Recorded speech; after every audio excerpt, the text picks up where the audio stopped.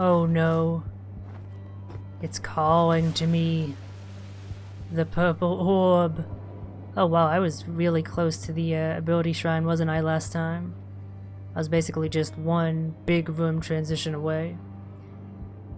I'm gonna regret this, but fuck it. I'm only gonna make one attempt at this one. If it fails, it fails.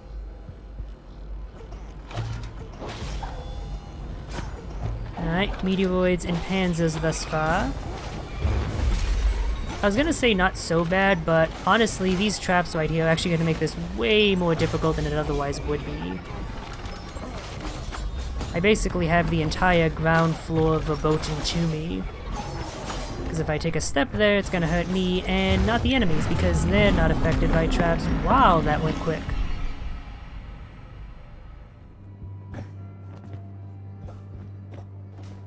Nope.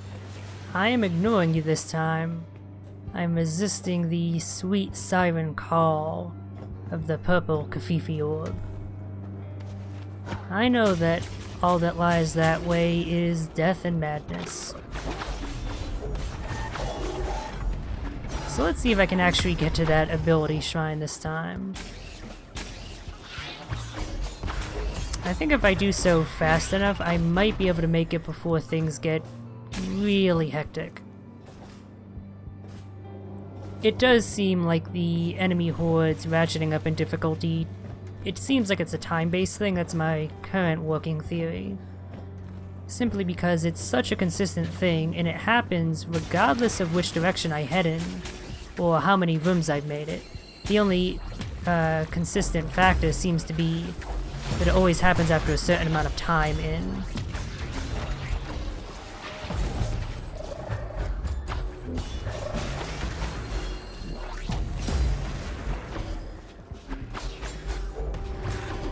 Like, yeah, enemy horde encounters like that, I can deal with those. Those aren't so bad. It's when I end up having a bajillion enemies. Actually, it's more like 2 bajillion, but yeah. And I have 2 bajillion enemies, all just cluttering the screen and filling pretty much every second of it with bullets or lasers or their own hitboxes, which hurt you when they charge. That's when it gets ridiculous and just really difficult for me to deal with. And I should be able to get far enough away from that hunter to not have to worry about taking it down. I don't want to make backwards progress if I'm trying to go through things quickly.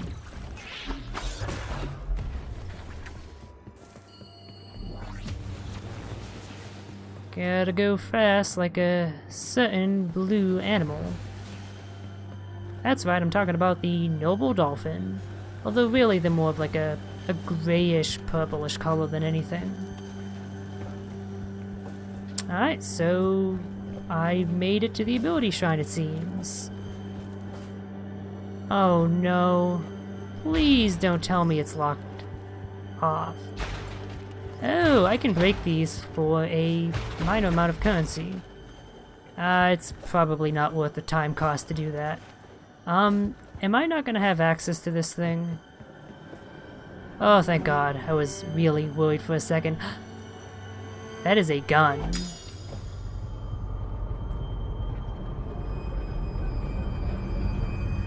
Yes, yes, yes. Yes, I just saw a new bar appear on the bottom right of the HUD. I'm not controlling this right now. Oh my.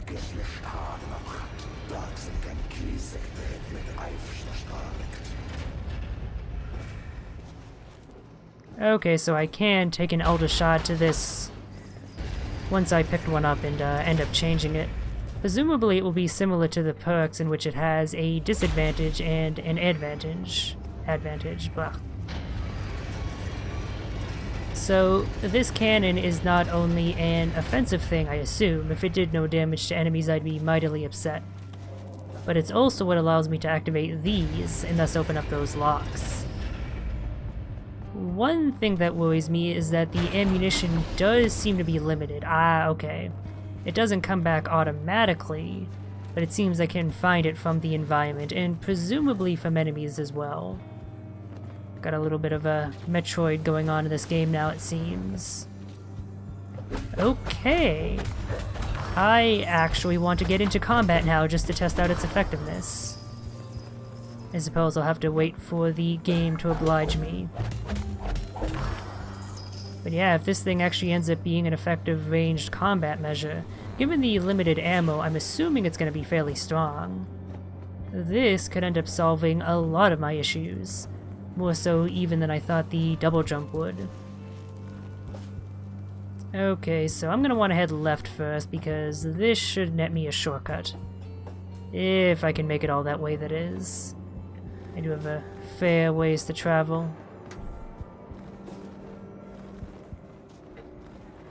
Now I gotta say, when the game's not throwing empty million enemies at you, I really like the environments and the atmosphere. It ends up being really goddamn peaceful. Did that do damage? I'm honestly not sure if that did damage. Try it again. Okay, I think it does do damage, but it's really hard to figure out exactly how much it does. In aid of actually testing this out, I'm gonna try and leave that hunter alone. I'm gonna leave it for the last one alive. That way I can test against a single, solitary, non-moving target exactly how much damage I end up doing with this thing. That way I can get a decent measure of actually how effective it is. That's only if I don't die in the meantime, of course, which I might be doing. In fact, I'm probably going to be doing it. You know what? I'm just going to throw out the cannon. Okay, that's a shortcut. Thank you, game. Please stay unlocked before I die. Okay, that actually did a lot of damage through its shield, even. I don't know if it has shield-piercing properties, or if it just does so much damage that it bursted its shield and did a number on its health. But that was actually really effective. So yeah, this thing might be very good indeed. I probably should have tested out my one remaining shot, but I only have one remaining shot. And I kind of want to keep that in my pocket for emergencies. So I'm not sure if ammo can actually drop from enemies or not. It seems like it just has a chance of coming from the environment. But maybe it just has a low drop rate. I'm sure there's a perk somewhere that ends up modifying that in some fashion. I would like to come across a refill sooner rather than later though. Because it did come in very handy in that combat encounter. You know what? That's a good use of my remaining shot, I think. I think I did a decent amount of damage. Yeah, so it did around half of the Panzer's health. Yeah, that is actually pretty damn good. That's about as much as my full combo, but much quicker, and it can hurt multiple enemies at once. At least I think it can. Ooh, ammo refill, nice. I guess I'm gonna be coming across these crates more often now. Actually, now that I think about it, I might have seen them before. I don't think I just ever bothered to destroy them, though. Not that there would have been too much of a point at that point, since they only would have given me a meager amount of currency. But now that I can get ammo from them, I'll have to keep my eyes peeled.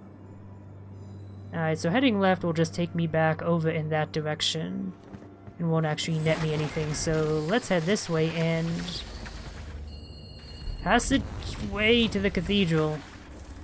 Okay. Wait a minute. Can I even get there? It looks like this is locked. The issue is it's rather difficult to test out here because, I have 3 of these assholes beyond that gate that I can't seem to do anything about. Huh.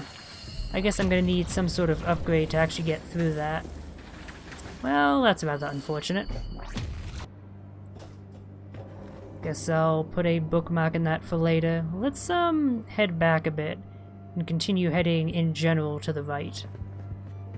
I want to see if I can end up fully pathing out all the dead ends in this direction before actually heading back. Of course, that's only if I can manage to avoid dying on the way, which, as we've seen, is by no means guaranteed. Ooh, and another ammo pip as well. I thought I was already full, but I seem to absorb it. Do I just automatically absorb ammo even if I'm full, or did I just miscount? I might have just miscounted. Yeah, no, this cannon is really effective at dealing with the hunters. Appropriate given the fact that they use a cannon of their own. Alright, I gotta deal with this jerk. Oh no. That noise is a signal that I have a whole new horde to deal with. Alright, well, let's see if the cannon is enough for me to survive this difficult encounter. It's probably not gonna be, considering I don't really have much healing. Oh, hello.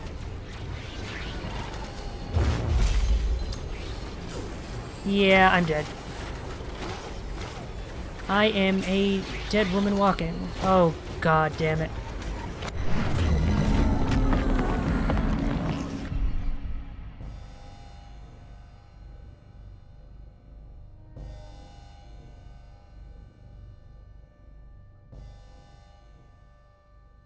You know, I'm going to look on the bright side. Dying like that not only allows me to get a few more upgrades, perhaps that healing upgrade I've been going for, but it also takes me back to the start.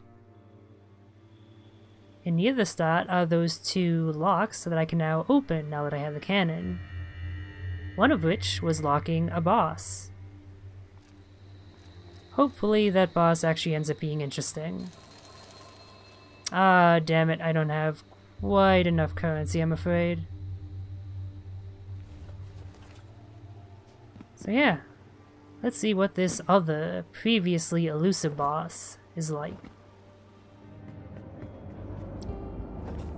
Okay, so this is rather interesting. Look at the map. We have the normal boss icon below there, and then we have what looks like a super beefed up boss icon right there. If you notice though, none of the rooms I've accessed thus far, and they border it completely, actually allow me to get there. The only entrance is that locked one right over there, that I still don't seem to have the ability to access. I wonder if perhaps beating this boss and acquiring an Elder Shard will actually give me access to that, and then I'll be able to fight my first big boss. I do so love Kiefer Sutherland, and fighting him in this game would be a rather interesting thing, I think.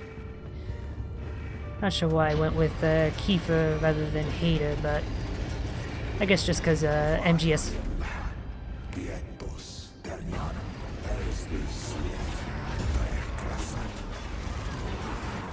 Because MGS5 was the last Metal Gear game I played, yeah, I can see why few survive their attacks. So we have Turnian, Eschaton Devotee. What about this one? They're all named the same. I was curious if they might all have different names, like the Ruined Sentinels from Dark Souls. What am I supposed to do here? The cannon is extremely potent against hordes. Yep, I'm ahead of you on that one, game. Okay, so don't go down into that bottommost area of the boss room. That's just the tentacle gangbang room, it seems.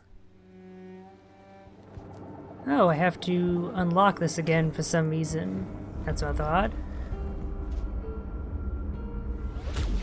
I'm not a fan of the fact that they make me waste a cannon shot before the boss fight, but it is what it is.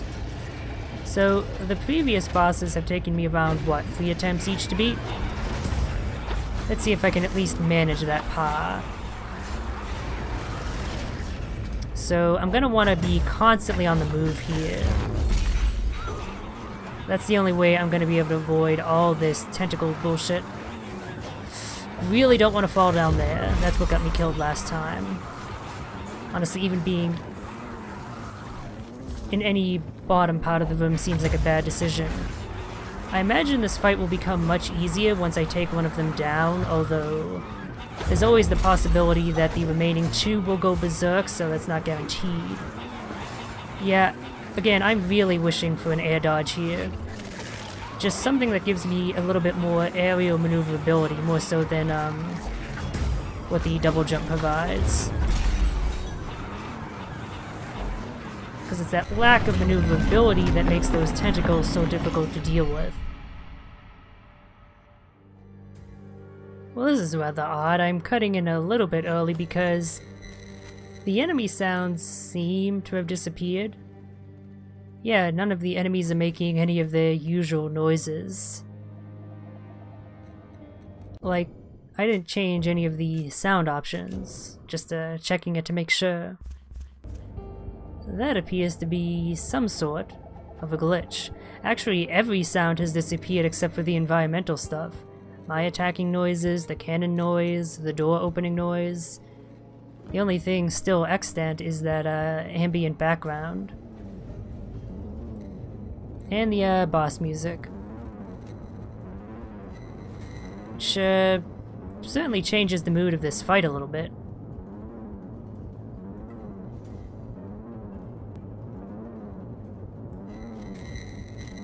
Okay, I think part of the issue I was having was I was trying to be a little bit too aggressive on this center one here, and thus I was not only getting murdered by the tentacles, but its rebounding effect as well. Yeah, when it brings up those spikes. If I go after it with a bit more of a measured pace, I can actually avoid these tentacles without too much issue. They do come out fast, but not to the point where they're impossible to deal with. Alright, well, I nearly got one half-dead, so I'm making progress, however slow.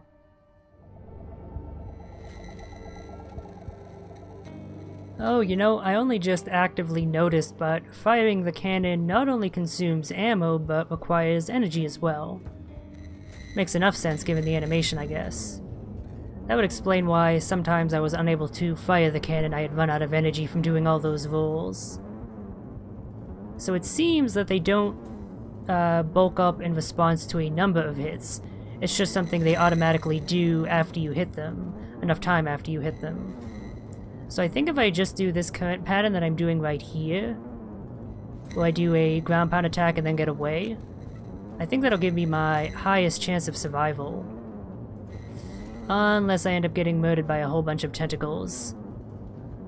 God, yeah, this arena really is not conducive to the player at all. Basically, if you fall off, it's really hard getting back up here to a position where you can actually reliably avoid the tentacles. But I am doing better this attempt. That is true. And it looks like when they're all shielded up, they don't actually use their tentacles. Or at least they use them at a reduced rate. So constantly keeping up the pressure like that seems to be helping a lot as well.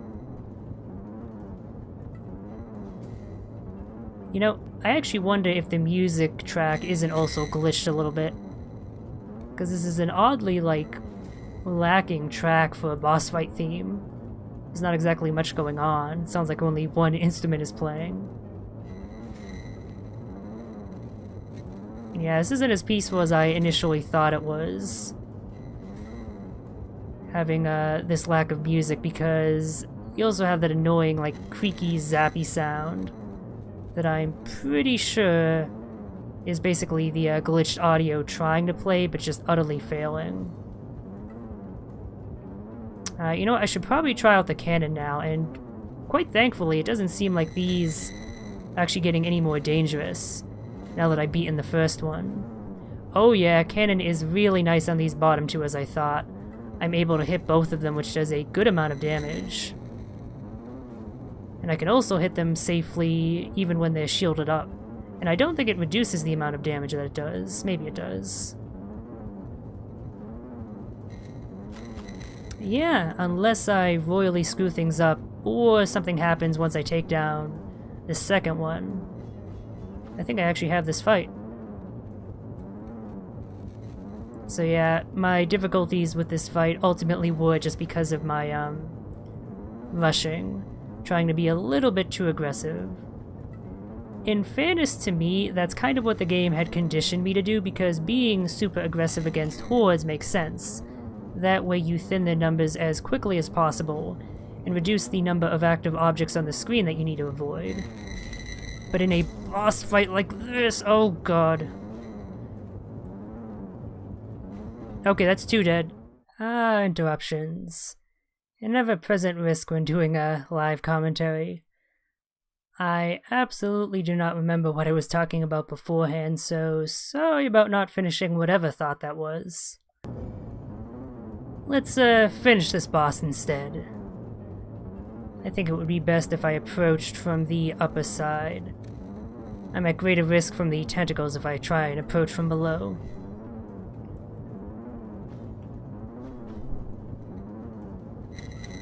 Yep, as I said before, as long as I don't make any major mistakes, I should have this boss fight.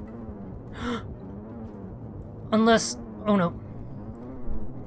That's another issue with the lack of audio cues. I did not realize my shield had broken and that I was in very dire straits indeed. I do actually still have a healing flask somehow. Let me use one of those.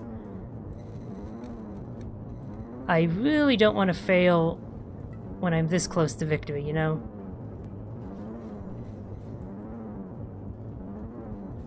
Alright, now that it's only down to 1, and now that I figured out the actually surprisingly easy pattern, I really should not have had as much trouble as I did.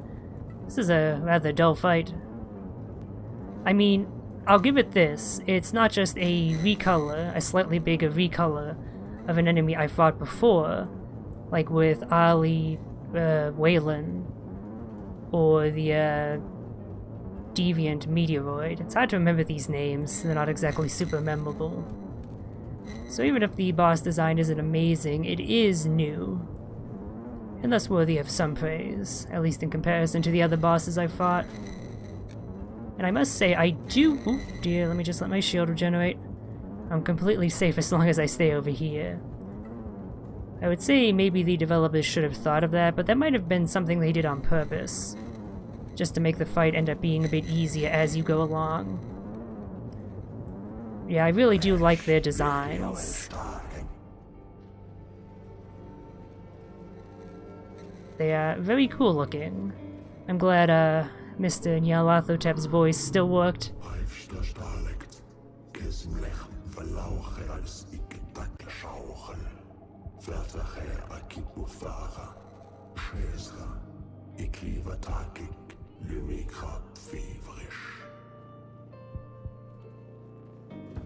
Oh, wait a minute, I can't get out of here? I guess that's what that other exit is for then. I really don't know why it seals behind me, what exactly that adds. All it's really doing is making it take a little bit longer to get back out. So, let's go to that nearest ability shrine and see exactly what an Elder Shard ends up doing to it. Because I, and I'm sure you are as well, am incredibly curious. And it's very close by. And once I know what it does in general, I'll have a decent idea of what the other upgrades would likely look like, bringing this Elder Shard to one of the other ability shrines I've come across.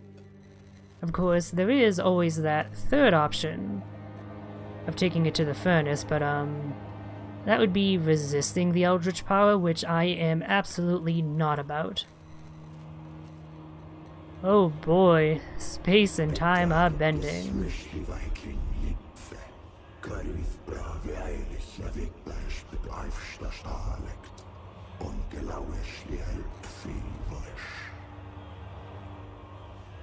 So, it's pretty obvious they intend me to use this first Elder Shard here, just given how easy it is to access. But I wonder if I really should. Alright, took long enough to get down here. The audio is still fucked up, by the way. Probably should have quit by now, but hopefully I'm missing nothing important. As long as the narrator is still around, it should be good. Alright.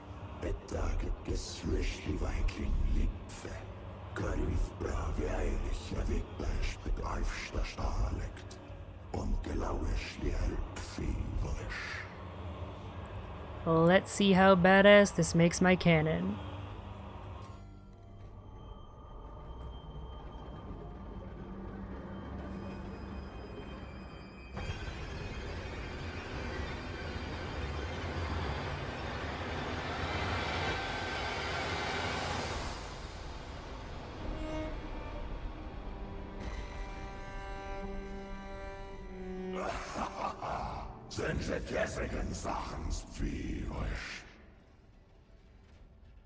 I agree with you, buddy.